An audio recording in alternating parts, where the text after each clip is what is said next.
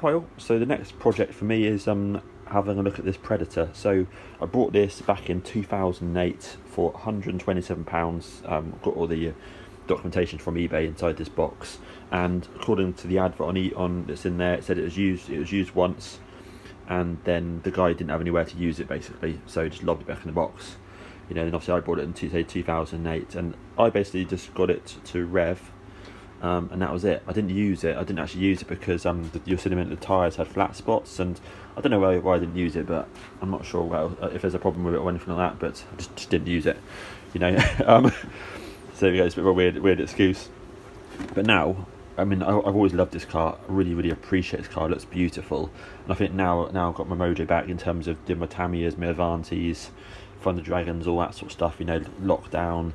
You know. Need something to do over winter, that kind of thing. You know, can't work on the car. The car's all done. So you know, the real cars. So I thought, you know what, let's go for these. So yeah, let's have a look at this one then. Let's open this up. Cool. So this one here is the international model. So in here we've got details from eBay, say from January 2008 when I purchased it for say £127, and in there it says, you know, that it was just used once, and that was it. That's cool. Got the instruction manual, obviously, which is really nice. There's some good stuff in here as well. You've got some bits and pieces for the dates, so that's interesting there for the international model, and it just gives you the spec, you know, of what I guess what the best setup is, I suppose, for it. So that's pretty sweet. So yeah, I guess this is potentially, I'm guessing, the optimal sort of setup that technology for would be good for this car for off-road use. So yeah, I think that's really sweet. And then here you've got the 1996 price list. So yeah, I guess we know it's a 1995 thereabouts model. So it says it's price list, but there's not actually any prices on it. Yeah. Either way, I think that's really good stuff there. So that's cool. We'll look at that properly later on. Right. So yeah, moving on to the car. Absolutely beautiful, absolutely lovely car. So let me just gently remove this box out of the way. Let's put this box over here. I have actually ordered something from eBay that I can just sort of prop my phone up rather than having to hold it. So yeah, it comes with a pair of tyres which say are unused. I guess I could have just transferred them over, but I did notice that these ones, of course, they're glued on and stuff like that, so I don't know why I didn't use it. So we've got those, and it also comes with brand new wheels as well, the original sort of wheels for the box. And here we are. So let's get this out. Cool. Some more bits and bobs in there about the eBay stuff and the price and all that sort of stuff. Right, there we go. Right, so this is the reason. Well, one of the reasons, I guess, maybe why I didn't use it. It's got the big flat spots. And notice when you squeeze it, does this. I think it's got a vacuum. I think where the fact that both of them are glued and there's no air, I couldn't see any air vent holes on them. I think it's just got a vacuum. So I think if I was actually able to really carefully, I'll take the wheels off, clean it all, potentially just make, either prise some rubber up there or drill a small hole through with a Dremel potentially. You know, I guess that might let water in there, but I'm not sure yet. But something along those lines, maybe a small hole. We'll see. But then that would let the air in, I think, and expand the tyre, I believe. So that's cool. So you've got the front spoiler. The lovely suspension on here. This is cool. And underneath here, actually, you've got it even comes with additional bit of plastic for additional sort of strength. Don't know if that's original or not, but it's cool. Carbon fibre parts and sort of original tyres are starting to degrade and stuff a little bit. But shell looks really nice. I'm gonna make this video will be quite short because my phone's getting low on power.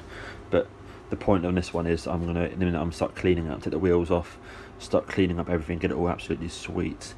Take apart the transmission, grease that if necessary, clean and grease that as required. I noticed that there's probably no oil in these shocks. I'm guessing maybe this is oil all over this here. So I don't think there's any oil in those, or not much oil in there, I should say. Whereas these ones here do feel good at the front. Those feel like they've got oil in. They feel nice. But yeah, it's pretty sweet. So I've got the Reedy motor here, BP, not sure what BP stands for, but it's a 12 turn. Electronic speed controller, AS16 ACOM servo, 40 megahertz receiver. That's all looks good. So yes, that's, I don't know if that's normal or not, but normally you expect that to move, I guess, but that's that. I know there's there's extra bearings in here and all that sort of stuff. Nice rod down the middle. I believe this is a graphite shell from what I've read online. I think it's graphite. It's definitely not carbon fibre, but it's sort of really it's basically like plastic, but it's really smooth. I'm going to say there's no scratches whatsoever on there, so no damage or anything to it. So I'll clean up those screws, get it all nice. Obviously you can see that I think the oil has been leaking out of the shocks, because that's all just got a nice sort of layer of oil on it. So yeah, looking pretty sweet. So there we go. So yeah, so the plan is, so now is just to take the wheels off, clean it all up, clean up the puller bearings, get it all absolutely spot on, tidy, and then I'll see if it works in terms of sort of electronically, see if all the clutch, so the slipper clutch, all that type of stuff, if that's what it is, see if it all works. But obviously I'll follow the instructions, and yeah, and go from there and just basically get this thing revving and sounding sweet. Cool. Okay. Thank you. Cheers. Well, yeah, just a quick look in here. So yeah, I've just, as you can see, just taken the back end off. Just started to clean it out in here, taking out the differential. I haven't. All I've done is clean it, because the manual says you don't really need to touch it. And obviously it's only been used potentially once and rev once by me, so I've left it as per the manual. But obviously if I need to adjust it, I'll sort it out later on. But yeah, cleaned in all there, but basically it was mint. I had a little bit of grease in there as well to check up the bearings. They all spin nicely. I put literally a drop of oil on each bearing, might as well. Yeah, so I'm going to reassemble that now, and then I can have a look at the front differential. Tyres, I've just made a small air hole in each tyre, and they've now reshaped, so when you squeeze them, the air now comes out rather than staying inside, which is cool. So yeah, starting to look good. Yep, nice one. Right up, oh, so now the car is done. So this is the Predator. So it's the international model. I'm pretty sure it's from 1995, according to what's in here. There's some documents in here for this, December 95. So what I've done is yesterday I spent a long time, so basically all evening and a few hours as well, just cleaning up the car.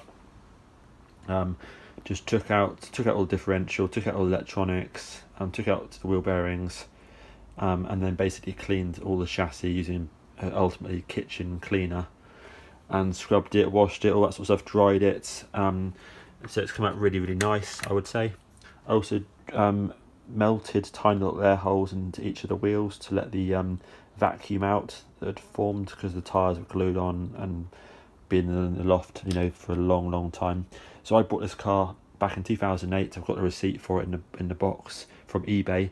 It was apparently, according to the advert, the guy used it once, and also it does look mint underneath, so it's probably true. But yeah, he said he used it once. I bought it for £127, including the postage. When I got it, it didn't have the speed controller and the receiver, but it did come with that motor, as well as the box, instructions, a spare set of either front or rear wheels, plus a brand new spare set of tyres, which are really nice. So yeah, so it's been effectively, according to that guy, it's been used once, and I revved it when I got it once I fitted the electronics. So yeah, here we go. There's the Advanti and Thunder Dragon next to it. Take it off and just do this one-handed. Just a moment. Excuse the camera work. Let's get it off. So I have to poke the aerial through, that's all. Cool. Put that there. Cool, and here we go. Looking really nice. Looking really basically super clean.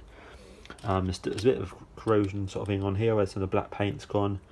But otherwise it's really nice.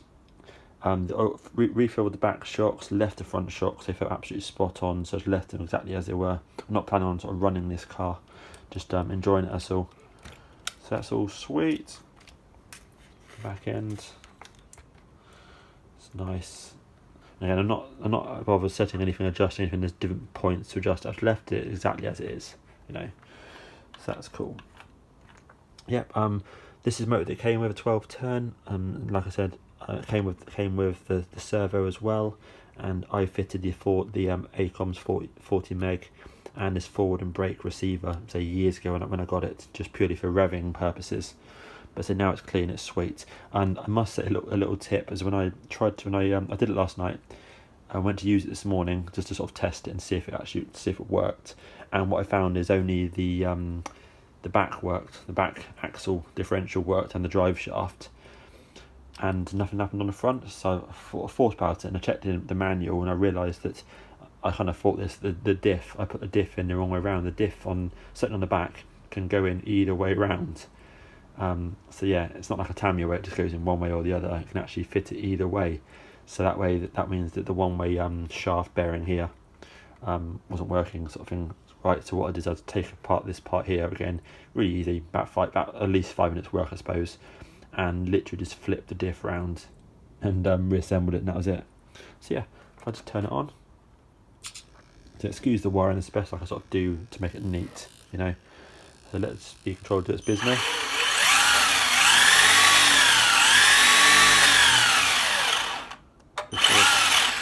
Right. You can see the tyre.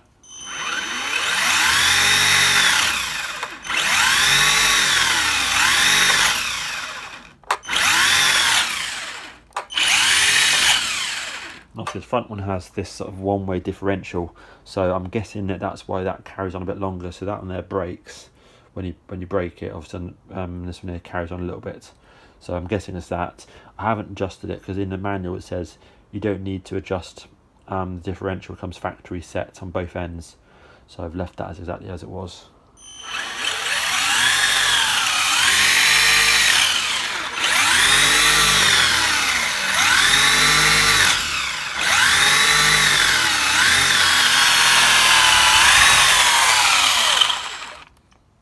There we go.